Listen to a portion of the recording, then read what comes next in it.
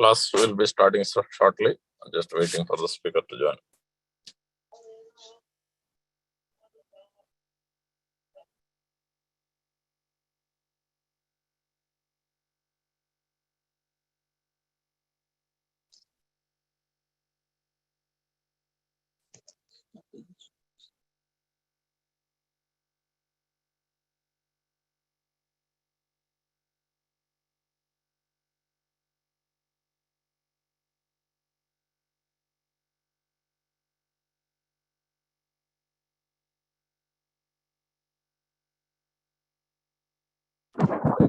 Keshavananda Prabhu. Hare Krishna. Hare Krishna Prabhu. Thank you so Hare much. Krishna. Joining. Yeah. Please give me a second. Sure. You are traveling? No. I just came to a shop, take care of something. But I'm in the car. No problem. Okay, yeah, just give me a minute. Yeah. I'll just do a quick introduction. His Grace Yeah. You can give introduction. Yeah. Keshavananda Prabhu is a disciple of His Holiness Bhakti Vikas Swami Maharaj. So we're very fortunate to have him in today's class on the session of Gitamrita series, session 1, chapter 1 to chapter 6. So thank you all for joining. Hare Krishna. Vancha kalpatarubhyasya kripa sindhubhya vacha patitanam pavanebhyo vaishnavebhyo namo namo Vaishnava ki jai. हरे कृष्णा मेरे को वो भी करना है ठीक है to see whether I'm like all right or not.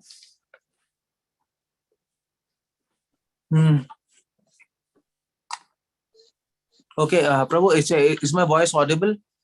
Yes, it's clear, perfect. Thank you. So we are discussing today about Bhagavad Gita chapter 1 to 6. I'll just pay obeisances and then read. Om Jnana Timirandasya Jnananjana Shalakaya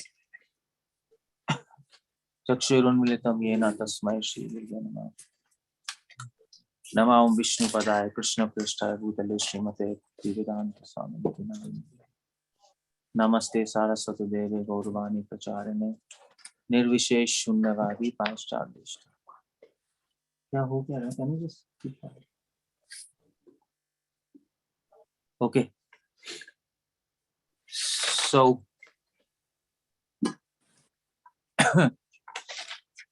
we are talking about Bhagavad Gita, chapter 1 to 6. Summary of Bhagavad Gita of chapter 1 to 6. That's what we are talking today. Now, कोई है कोई set करने के लिए है कोई properly? I don't know. You have to see it properly. So, you see, Bhagavad Gita has 18 chapters. We all know that. And Bhagavad Gita has 3 sections, 3 hexards, you can say. Just like in music, we have octaves. Similarly, Krishna, in Gita, we have actually niche se much angle person. Similarly, in Bhagavad Gita, we have hexards. So first to 6th chapter,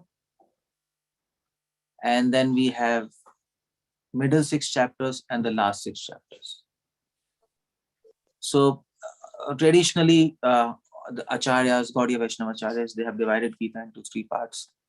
And first 6 chapters are about Karma Yoga, second 6 chapters are about Bhakti Yoga, and third 6 chapters are about Jnana Yoga. That's a general division. Vishwanath Chakravarti Thakur writes that first middle 6 chapters, which are Bhakti Yoga, they are like jewel. And the first 6 chapters and the last 6 chapters, they are like box, the lid, the 2 lids of one box, which actually protects the jewel, which is Bhakti Yoga. Now, this is a traditional understanding of Bhagavad Gita. But Srila Prabhupada, he has done something unique. He has done something unique in Bhagavad Gita. And what he has done is he has actually translated all the 6 chapters from a Krishna conscious point of view. So Srila Prabhupada has taken Bhakti Yoga also as action in Krishna consciousness. We'll see. We'll just see when we'll discuss. And Jnana Yoga as knowledge in Krishna consciousness. So what he has done is he has actually translated Karma Yoga, Bhakti Yoga, and Jnana Yoga as Krishna consciousness. And this is not Srila Prabhupada. I mean to say, it's not just Srila Prabhupada's speculation. It's not like that. This is the opinion of Madhvacharya. We belong to Madhva Gaudiya Sampradaya, and this is what Madhvacharya's opinion is. If you read, so there is a book, Synthesis of Bhagavad Gita.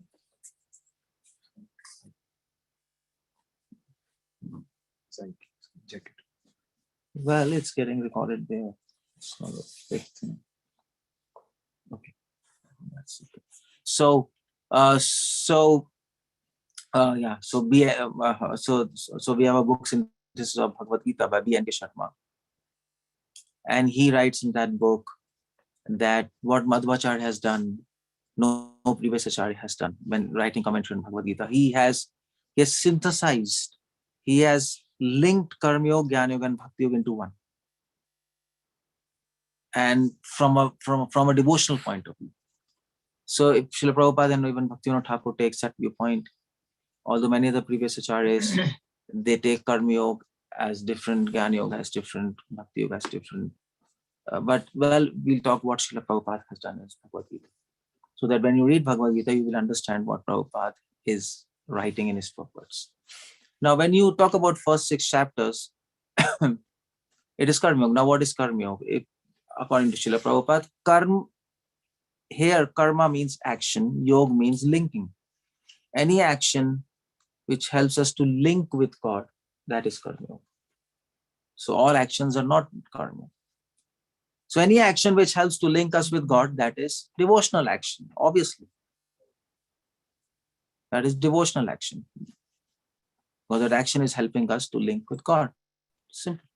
It's as simple as that.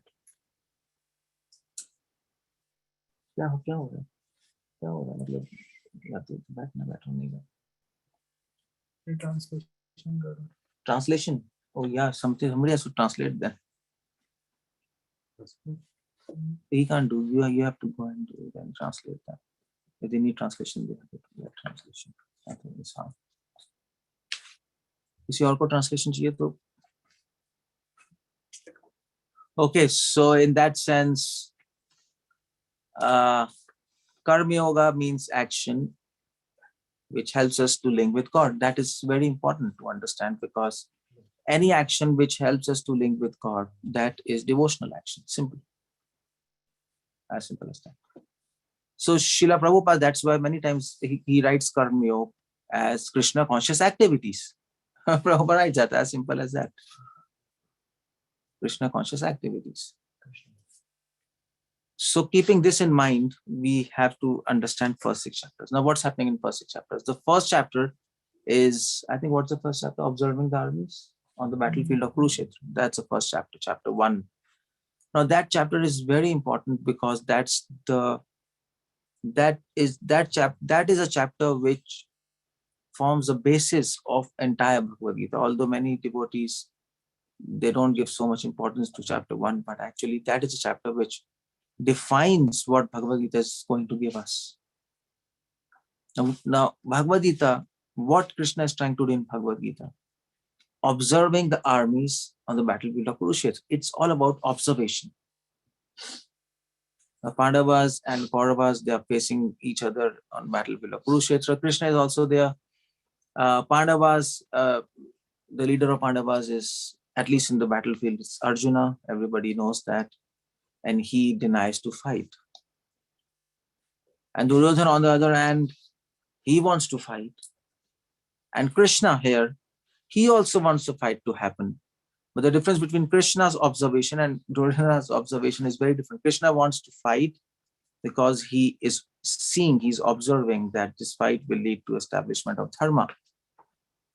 But Duryodhana wants to fight because he's seeing that if I fight, I will win victory and kingdom and name and fame. You see, So all the three people have different observations. Arjuna's observation of his relatives is leading him to sorrow, frustration, despair, and Krishna's observation leads him to conclusion that we should fight for the benefit of humanity. And Duryodhana's observation leads him to the conclusion that we should fight so that we should not lose our name and fame. It's all the three people have different observations. That is observing the armies on the battlefield of Kurukshetra. The idea is everything is about how you observe, how you perceive this life, and by that perception you will form a conclusion.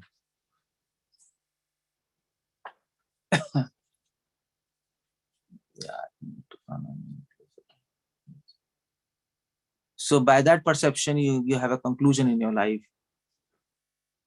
and then you lead your life according to that conclusion. Simple. So what Krishna is trying to do is Krishna is trying to change the perception, the observation of Arjuna. Krishna is trying to convince Arjuna, Arjuna, you observe the whole situation as I observe. If you observe according to yourself, then you will follow into sorrow and wrong conclusions. That's what Krishna is trying to convince Arjuna. Krishna is trying to change the perception of Arjuna. And that is why the conclusion of Bhagavad Gita is surrender unto me. Surrender your will unto me.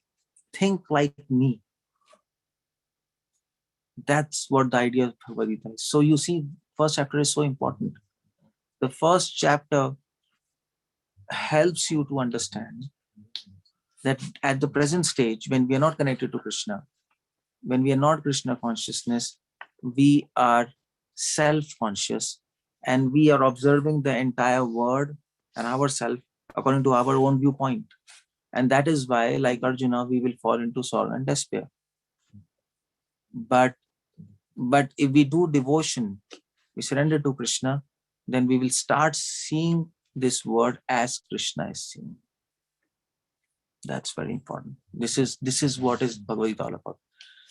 After reading Bhagavad Gita, what will happen? For example, somebody asks, what will happen after reading Bhagavad Gita? Well, simple answer is, after reading Bhagavad Gita, you will think like God.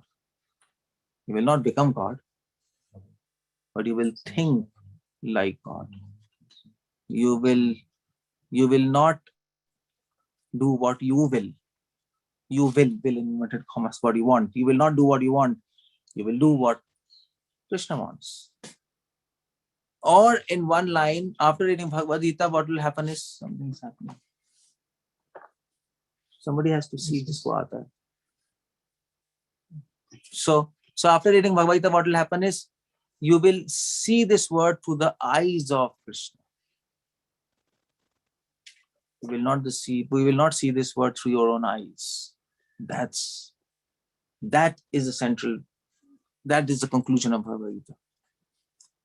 So first chapter is you are seeing this life according by your own eyes.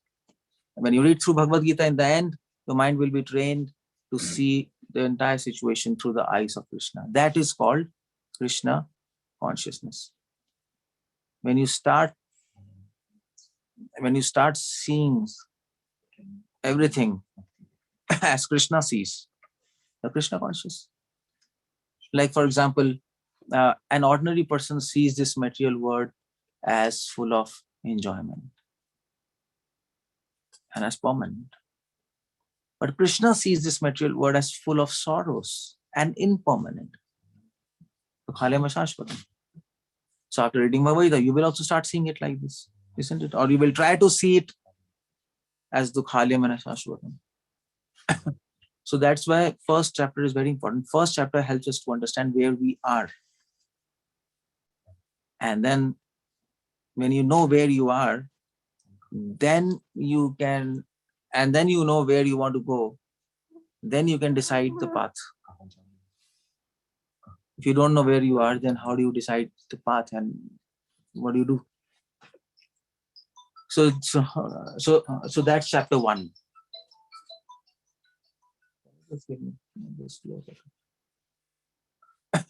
So chapter 2 is Sankhya. So what's chapter 2? Summary of Bhagavad Gita. Summary of Bhagavad Gita. So chapter 2 is basically talking about the knowledge of soul and body. Why? Because now Krishna has a task with Arjuna. Krishna wants to convince Arjuna to fight, or in other words, Krishna wants to convince Arjuna, you do what I want, and you should think like me. You don't want to fight, but I want you to fight, so you should fight. That's his task. So he wants to change the entire perception of Arjuna. Now, how to do that? So for that, first he has to start from basics, and the basics is knowledge of soul and body. So he gives the knowledge of soul, and he also gives the knowledge of soul because Arjuna is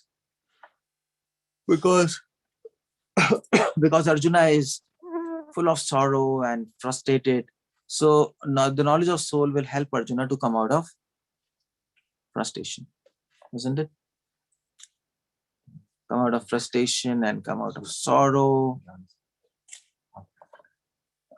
When he will understand, I'm soul, I'm not this body, these people are not my relatives, they are just relatives of my body, but my soul has nothing to do with this. So why I'm becoming so unhappy, all these things. So second chapter is knowledge of soul and body, largely. So you see the point, spirituality, any spiritual process begins with this knowledge that you are not this body, you are soul. Without this knowledge, any spiritual process is zero. I mean to say, so there are many spiritual organizations, and they say close your eyes and meditate, and that is spirituality. They are all bogus, because you first have to have knowledge of body and soul. All these spiritual practices are like monkey's practice, Prabhupada used to say. That's all, it's useless. That's chapter 2. Then chapter 3. So after you understand your soul and not this body, the obvious question is, what is the, what can I say? So what is the, so what does soul, function. So what is the function of soul? That's the idea.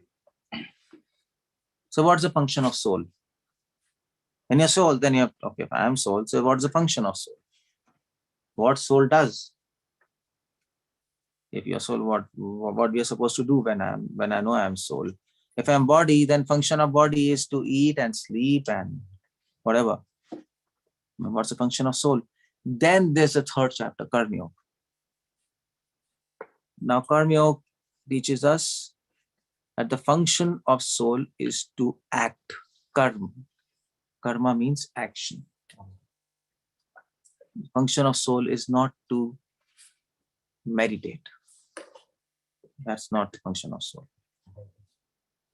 The function of soul is not to sit in one place. No, function of soul is to act. Srila Prabhupada says, when the body is so active, we can imagine how much active the soul will be, who is trapped in the body. That's what Prabhupada says in Bhagavad Gita. So that's where third chapter, Karma. The function of soul is to act, but act for whom? For Krishna. Karma Yoga. Simple. Action and Krishna consciousness. So what's the third chapter's name in English? Karma Yoga. Karma Yoga. Action and Krishna consciousness. That's Karma Yoga. Simple. See? So that's the third chapter. It's a very important chapter that you see, it's so important. Spirituality in modern age. People think spirituality in modern age is to feel nature, is to feel yourself. That's very popular in America. Is to close your eyes and then become lost in some oblivion, in some ethereal something, I don't know, some kind of euphoria, something. But that's not spirituality. Spirituality begins with action. Very important. So there are many Buddhists who say spirituality means just to sit motionless. Motionless, you have to sit motionless. Don't move, just sit. And the teacher will stand with a stick. And as soon as you move, he will just beat with the stick because you're not supposed to move. So even if a housefly comes, if a fly comes and sit on your nose, you should not just move. You should tolerate it. That's what the point is. So, but that's all bogus. That's all useless. That's third chapter. And then fourth chapter is, what's the fourth chapter? Transcendental knowledge. Transcendental knowledge. Transcendental knowledge.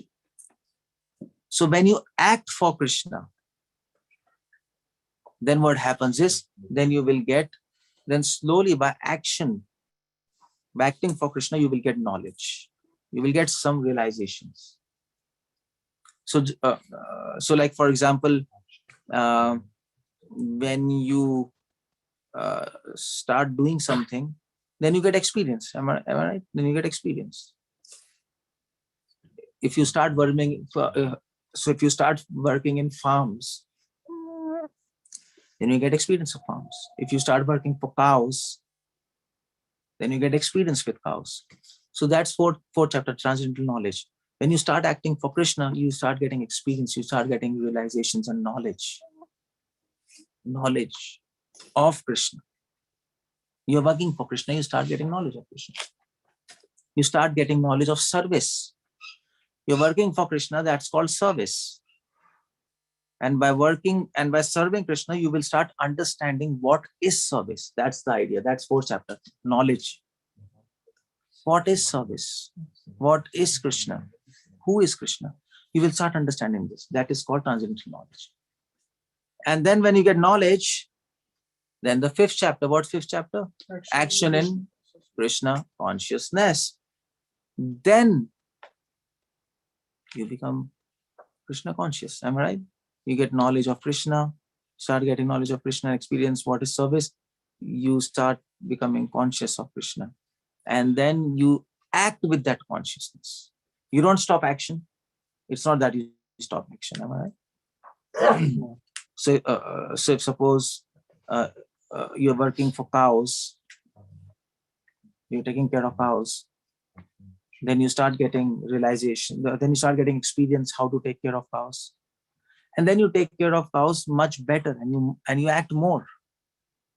Similarly, fifth chapter is action in Krishna consciousness. Now in third chapter, you have acting, but without knowledge. When you get knowledge through action, now in fifth chapter, you're acting with knowledge. That's advanced stage. You're acting without knowledge, and then you're acting with knowledge. So there is a difference there.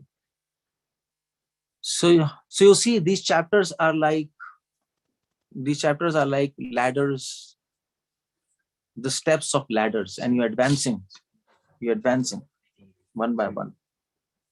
You can read entire Bhagavad Gita, but it depends on which chapter you're stuck. That's the point. So fifth chapter is you are now acting with knowledge, and that is very important. If you're stuck up in third chapter, you're simply acting without knowledge, and that's mechanical action.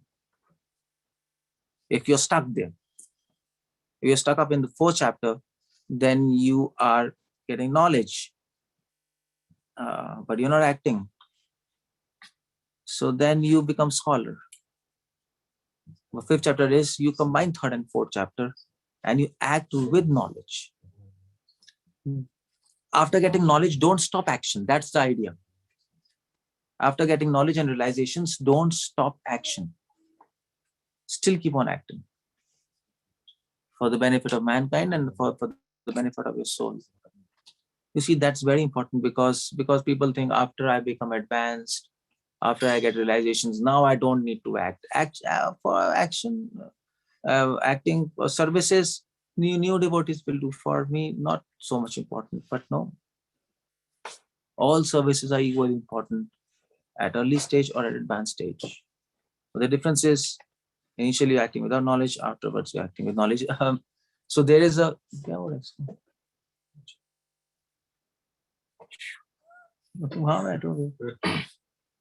so there is a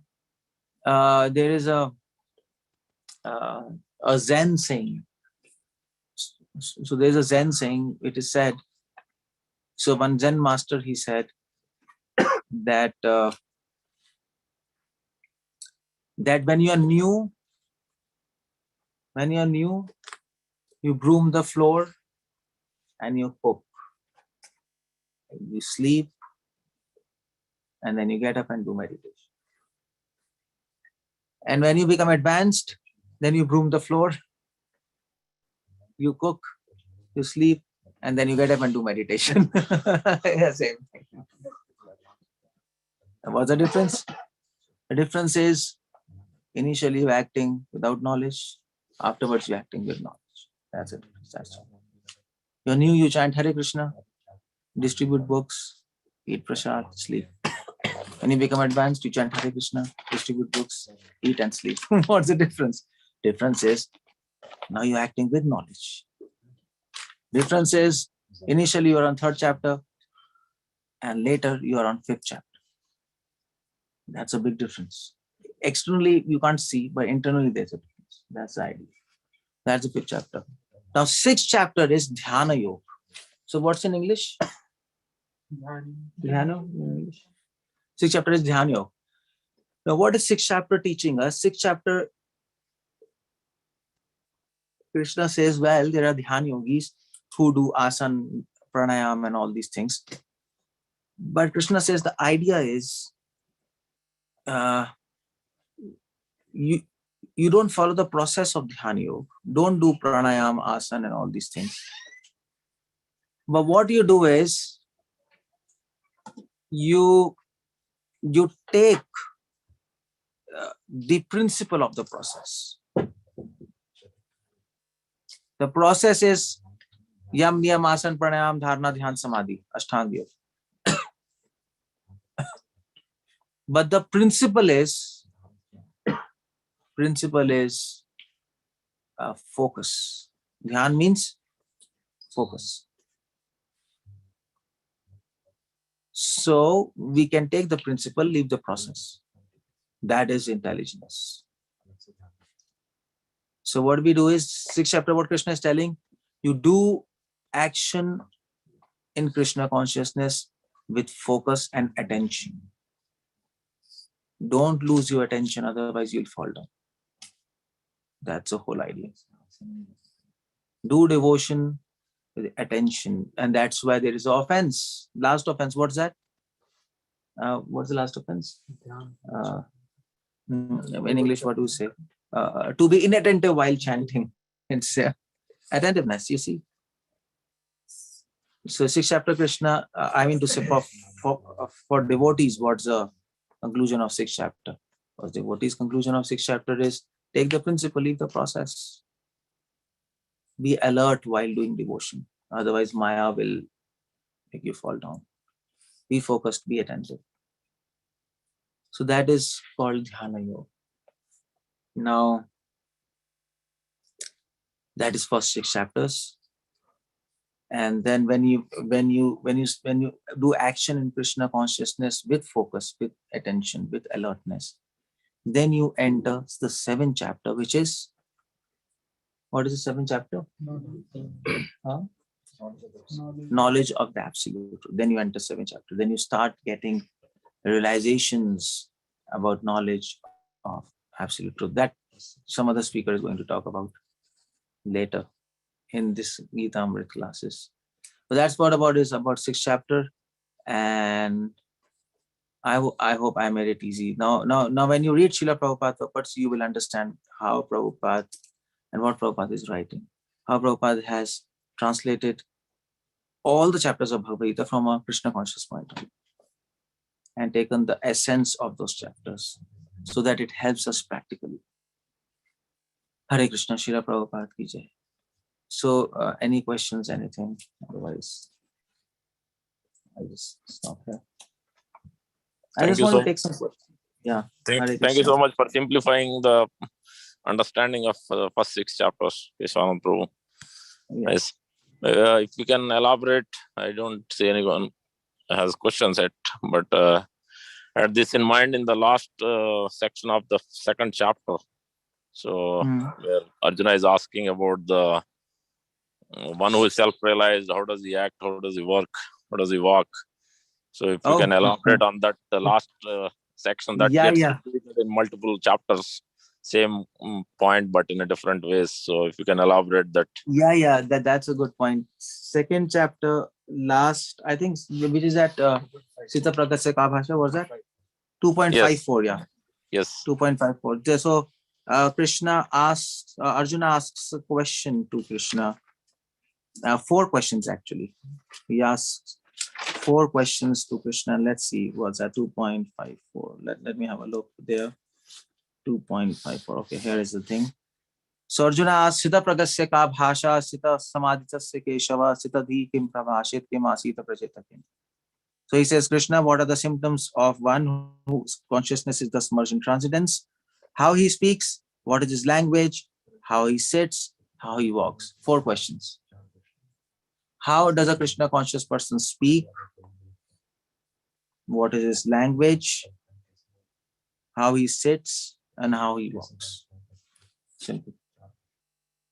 So good question, but and I mean, it's a very good question, because Arjuna is trying to ask the objective symptoms of Krishna consciousness. I mean to say, if anybody is Krishna conscious, they can say, I am Krishna conscious, I am devotee. But then how do we recognize that that person is a devotee? He's feeling within himself something. But we have to recognize, we have to have some external symptoms, objective symptoms, so that we can understand person is a devotee. He can speak a lie also.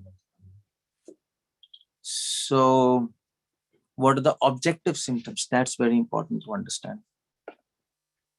So how does he speak? Well, I mean to say, how does he speak? So Krishna answers there now. Ka bhasha. Bhasha means language. Then prabhashet, speak, asit, sit, and prajet, walk. So the first is, what is his language? That's what the first is, our language. So Krishna says there.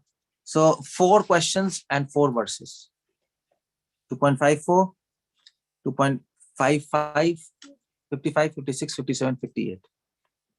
4 verses, Krishna gives 1 verse each answer. So he says, how does he, Kim Prabhashita, what is his language?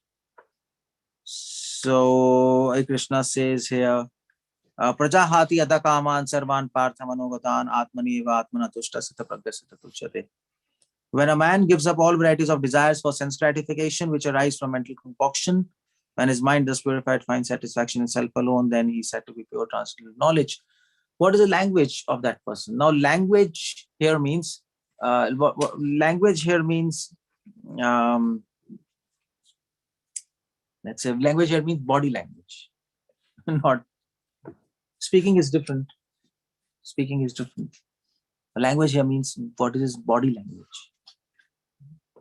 So what's his body language? Krishna says that his body language is that he has given up all desires for sense gratification. We will not see a trace of sense gratification in his body, in his senses. Body means senses, no? So you will not see, in all his actions, you will not see sense gratification. His actions will be devoid of sense gratification. That's what is the answer of what is his language. Prabhupada says he has all good qualities. His body language will be full of good qualities, because good qualities are those qualities which are devoid of sense gratification.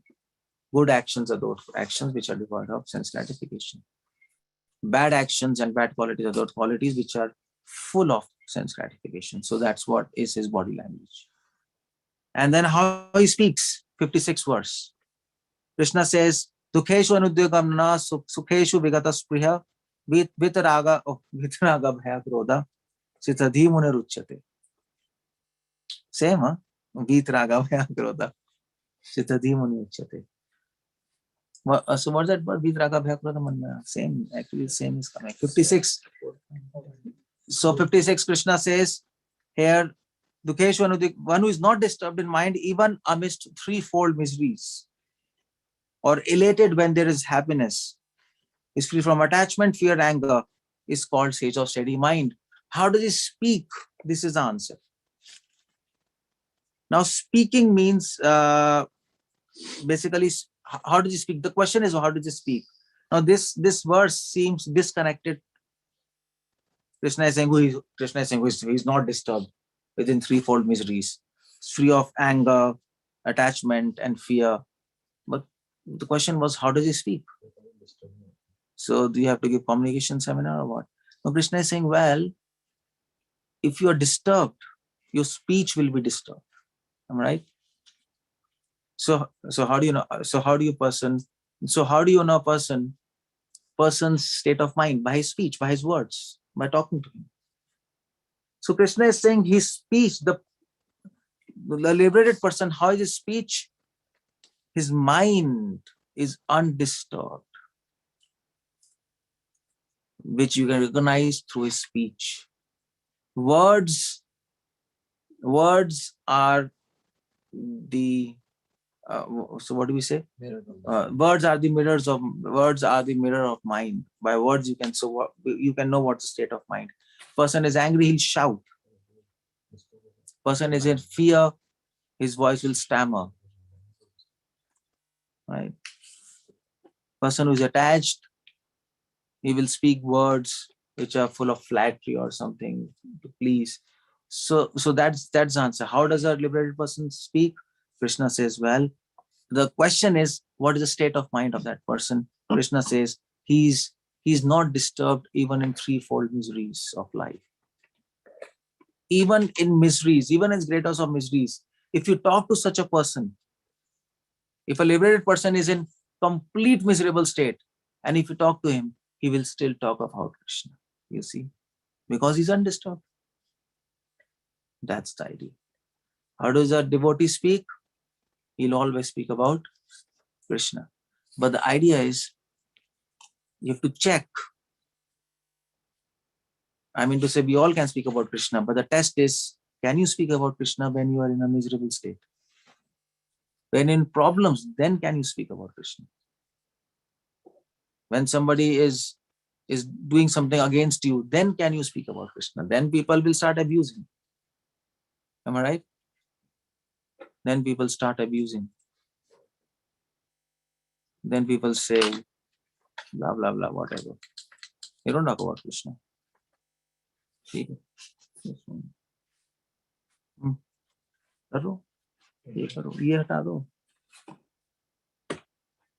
So that's the idea there.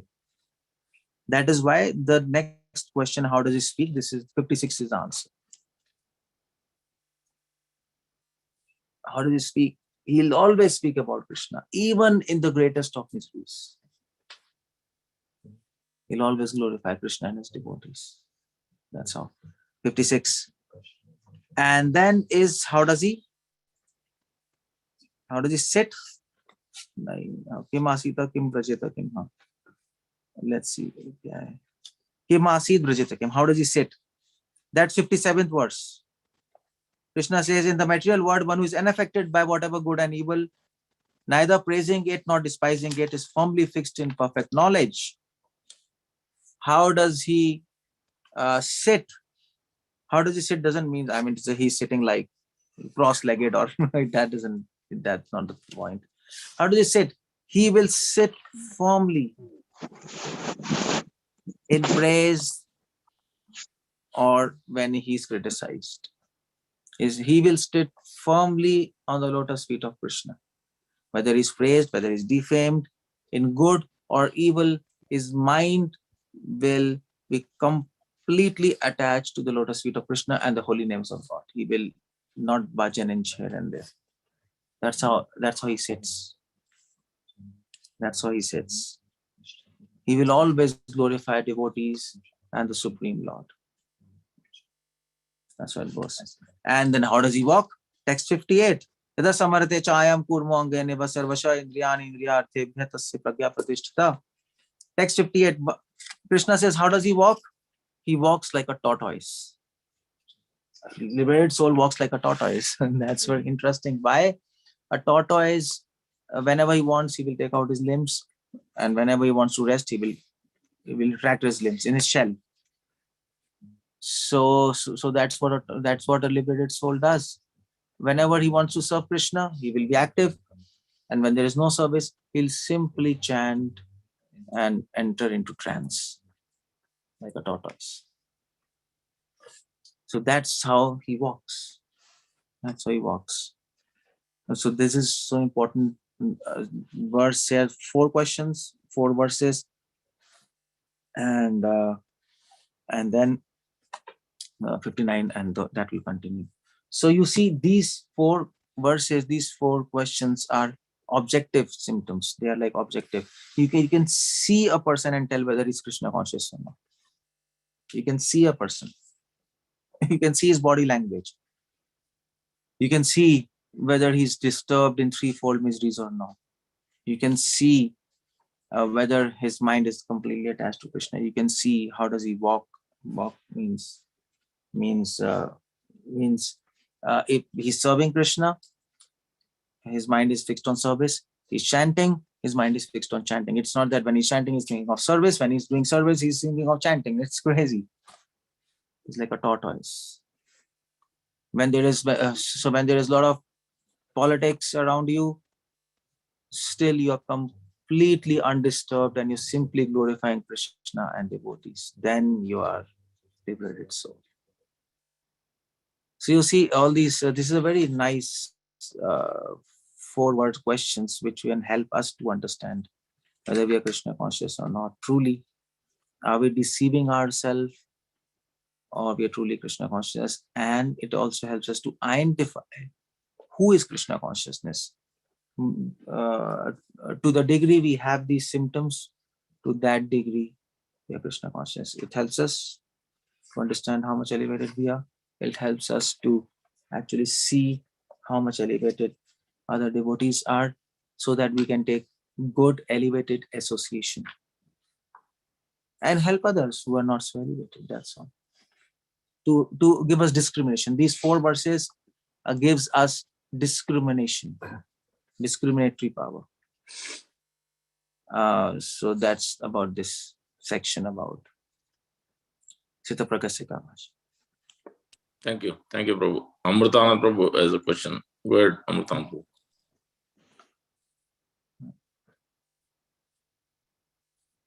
Hare Krishna. Nobody's speaking anything.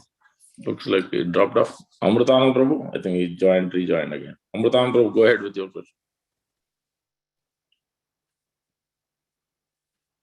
Amritanand Prabhu ji. Anil Shibad, Amritanand Prabhu, you can unmute and ask. Hare Krishna, Prabhu. Please accept my humble obeisance. All glories to Srila Prabhupada. Prabhu, my question is related to karma. Now, as you mentioned, that there are some of these, most people don't have an understanding of what yoga is, and it's mainly bodily exercises for some kind of a bodily, either the gross or the subtle body benefit. So vis-a-vis this, we also understand that there are different types of people who approach Krishna, either someone in distress or material gain and so on and so forth, curiosity, etc. So each of them comes with a baggage of karma from previous life, and whatever we have added to our account in this lifetime. So when we are practicing, whether it is bhakti yoga or yoga as what most of the world practices, that has some connection with whatever has been our past karma. So how is it that we differentiate or call something bogus or call something bona fide when it is based on our own actions and reactions that we are undergoing? So if you could please explain that. I can't catch your question, but what you're asking, I think so. There is an error there, because because the spiritual practices doesn't depend on, I mean to say, they don't depend on previous karmas. It has nothing to do with our previous karmas. Correct. The account of karmas are very different. They are pious credits and sinful credits. Correct. But whatever spiritual practices we are doing, especially bhakti yoga, it has absolutely no connection with karma. And whether you're pious, whether you're sinful, whether you're mixed, everybody can come in bhakti yoga or in any spiritual practice. It all depends on what kind of association we have got. Now, if we associate with devotees, we'll get bhakti yoga. If we associate with yogis, then we will perhaps enter yoga process. What people, I mean to say, if people are not so fortunate, they will end up doing something non-devotional spiritual practices. So, so we have three accounts, by the way. One is pious, one is sinful, and one is spiritual account. And they all are disconnected. They are not interlinked. Spiritual account is different and karma account is different. Now, karma account has two sub accounts, pious credits and sinful credits. So pious cannot pious credits cannot annihilate sinful things. Sinful cannot annihilate pious things. Neither spiritual things can do anything with pious and sinful. That's not possible. But so although karma cannot affect devotion, but devotion can affect karma. It can go the other way around. So when we chant, then we can annihilate pious and sinful credits. So it's so the karma account cannot affect devotional account, but devotional account can affect karma account. The other way it happens. Agreed. My question was to get to that level of devotion. So it is a progressive state. So once upon a time, all of us are, shall we say, on the karma side, good or bad, whatever we're doing. And somehow or the other, we come in contact with Hare Krishna, devotee, whatever, eating prasad, whatever may be that case. We come there and then it's a gradual process. And alongside that process, we are building up our karmic activities, reducing it, and slowly making progress. But in that interim period of that transformation happening, from moving from the karma side over to the spiritual side, the bhakti side, then in that period, the karma is still very active. And then there are these practices, do's and don'ts. Don't eat meat, don't do this. Right. So from that aspect, my question was this importance of karma. Of course, karma vanquishes everything, bhakti. But we are not yet at that stage. The purer we are, the faster. Okay. Yeah. So the importance of karma in that. So at our stage, that's what you're asking. We are all interim stage. My stage, surely. Yes. So yeah, I mean to say at our stage, yeah, I mean, we are all like, our karmas are very active because our devotion is not so strong. You're right. Correct. Our devotion is not pure devotion. Our devotion is a shadow devotion. Let's put it like this. It's abhas, namabhas, bhakti abhas, or whatever. Yes, Prabhu. So what happens is, but Srimad Bhagavatam says, ahetu ki apratihata. That's also a principle. Yes. Srimad Bhagavatam says, devotion cannot be stopped by karmas. Now this is a very important point here. Although karmas have sinful actions, karmas and pious credits, they come and they block our devotion. They disturb our mind. We can't chant, blah, blah, blah. Then we fall into sinful habits. Then again, we start to do devotion. But the whole idea is, but Bhagavatam says nothing can stop bhakti. Apratihata. It cannot be stopped. But practically it doesn't seem like that, because sometimes we chant, sometimes we are unable to chant. Practically it doesn't seem. But Bhagavatam clearly states that bhakti cannot be stopped. Now, how do we understand that contradiction? So the idea is Krishna says, api chet suduracharo bhajte mam ananya bhak. In Bhagavad Gita, Krishna says, the idea is the intention to do devotion, the intention to perform devotion, the goal, the sight of goal is not lost. That's the idea. So no matter our karmas come in our life, they disturb our mind, they put obstacles in our life, but a sincere devotee, he is convinced, I have to achieve love of God. So in that sense, his bhakti is not stopped. Although his bhakti is going up and down, but in the sense of focus on the goal and the intention, his thoughts might be disturbed, his actions might be disturbed, but his intention is not disturbed. That's the idea. And we all feel like that. I mean to say, we all devotees, sometimes we feel weak, sometimes we feel strong, but at the same time, in a focus intention, at least this intention, I have to achieve Krishna Prem somehow in this life. If that is maintained, then that means, then we can, that's why Bhagavatam says karma cannot actually interfere with devotional, the flow of devotion. And that is what actually all mystics and all Christians, Christian saints, Islamic saints, and all our Vaishnavacharyas, they say that what is important in devotion, that is intention, not thoughts, not actions, not body, nothing. Now, external people, and we as a devotees, we think, okay, well, karmas interfere in our devotion. Why? Because when I'm chanting, I cannot fix my mind is having stupid thoughts, so my karmas, previous life karmas, I cannot chant. But that's an error. Because why? Because Krishna is not seeing our thoughts, Krishna is seeing our intention. So even our thoughts are disturbed, but at the same time, a sincere devotee will think, my thoughts are getting disturbed, but well, that's okay.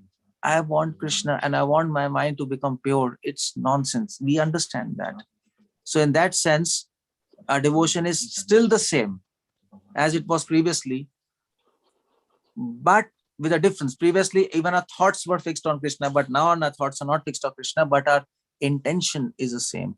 So that's why it's very important to understand that karma will not interfere, cannot interfere in devotional life, provided we are sincere and we have this understanding of Srimad Bhagavatam. So in that sense, bhakti is afratiyata. No sins, no past credits can stop. And you see, that is why. So that is why you see new devotees, they become disturbed. So when their thoughts are disturbed, they become disturbed. Oh, my mind is having stupid thoughts, envious thoughts, lusty thoughts, whatever. They become disturbed. But advanced devotee, sometimes they also get these kind of thoughts. It's not that, I mean to say, advanced devotees is like out of the blue moon. Sometimes they also get stupid thoughts, but they're not disturbed because they understand that they're not this mind. They're not thoughts. They understand that the intention of my soul is pure. I still want Krishna. I don't want these thoughts. But new devotee thinks, oh my God, because karmas will act on mind and body. They can't act on soul. Intention is with the soul. Thoughts are with the mind. And our actions are with the body. Karma can act on your action and thoughts, not on your intention. It cannot. And devotion is to do with intention. So until unless we don't understand, devotion is to do with intention and not per se with thoughts and actions. Until unless we don't understand that, then it feels that karma is interfering with devotion.